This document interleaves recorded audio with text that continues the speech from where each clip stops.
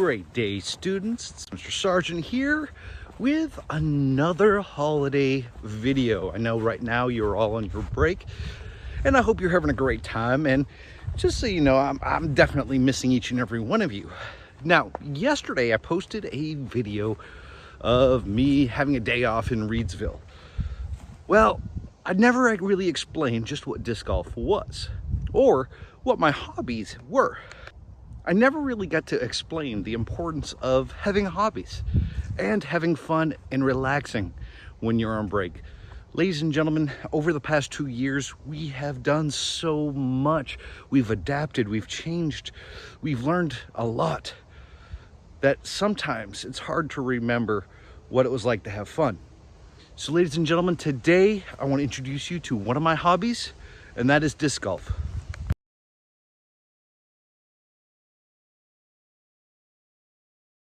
We are out here at Keeley Park, right around the corner from the school, and I wanted to teach you a little bit more about disc golf. Now, if you look behind me, this backdrop should look familiar. If you remember our talk about evergreens and deciduous forest, this is a place that I actually filmed that video. Now, today, what I want to do is teach you a little bit about my favorite hobby, and that is disc golf. So I want to tell you the basics. I'm going to teach you the terminology, vocabulary, and how we can have some fun. Now, there are also different ways that you can throw the disc too. First way is backhand. You'll see right here. That's me throwing backhand. A lot like a frisbee, but different physics behind it. Your body is acting like a coil or a spring, and it's releasing to go forward. You also have sidearm, sort of like this shot right here. Now, sidearm shots, they may not get the same distance, but sometimes you get better accuracy. And really, it's all what you feel comfortable with. Now, let's talk about the discs.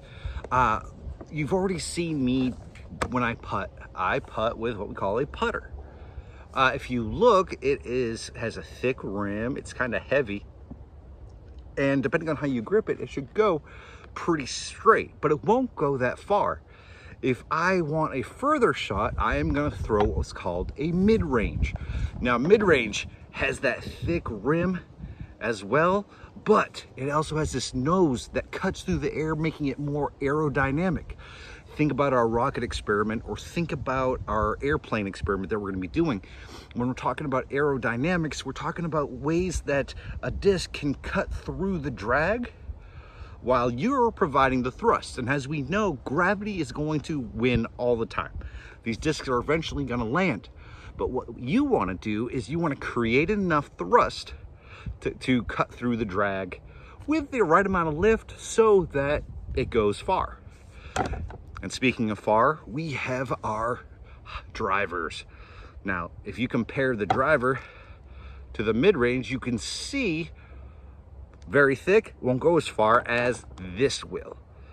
Now, these are meant to cut through the air even more at higher speeds and go longer distances if thrown correctly. Now, a driver like this, you can throw backhand or forehand or whatever you feel comfortable throwing. It's one of the fun parts about the game, ladies and gentlemen, is mixing and matching, and each disc is made differently. So you could find the disc that is right for you. So let's get back to throwing.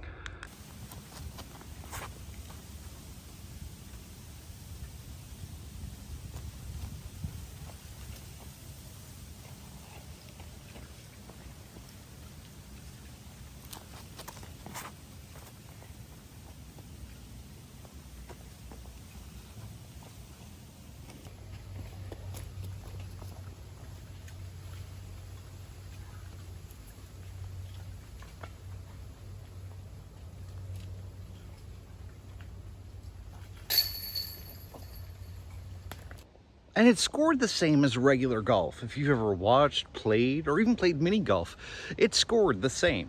For every shot that you take or every throw that you do, it counts as a stroke. So at the end of the round, you add up how many throws you had, and well, you come up with a final score. So there's some math definitely involved. Now, what I love is the science aspect of it. We have to work with some angles. be able to read the wind. You definitely have to keep an eye on the trees. And well, I'll just show you on this next shot. All right, so this is hole 2.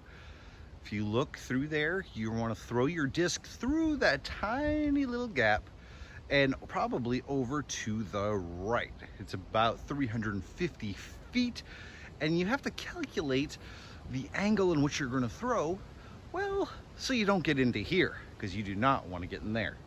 So let's see if we can throw one through there.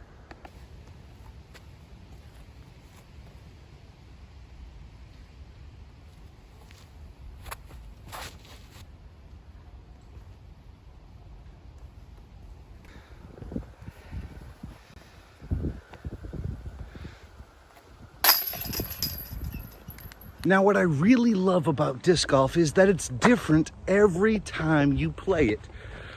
No shot is going to be the same, and you have to problem solve right then and there. So I'm going to go ahead and take my sidearm shot here, and you look, it's right in the middle of what we call the fairway. But I still have about 300 feet to curve around this corner to get to the basket. So now I have to decide what to throw. And this is why I love disc golf, because we have to problem solve. So if I know I have to go a long ways to the left, I want a disc that is what we call stable. Now, stable means no matter how you throw it, it's going to turn left. Now, understable means it's going to turn right. I don't want to go right, do I? No, right is nothing but trouble. So I want to find something that's going to go about 300 feet and to the left. So I've decided to throw a photon. I'm going to throw it high enough that it wants to cut left and hopefully be close to the basket.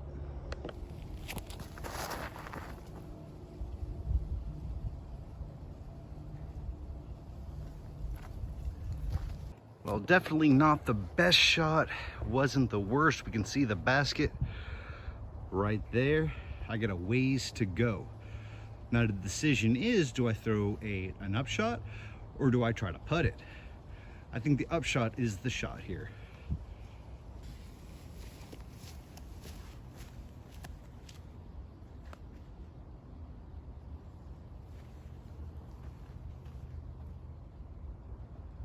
Close. All right. Sometimes it's not about making every shot. It's about just getting close. So let's go ahead and make this putt. Now, the greatest thing about this hobby is the fact that, well, we're outdoors right now. Here we are, like 2 or 3 days left in the rest of the year, and I'm outdoors enjoying nature. Ladies and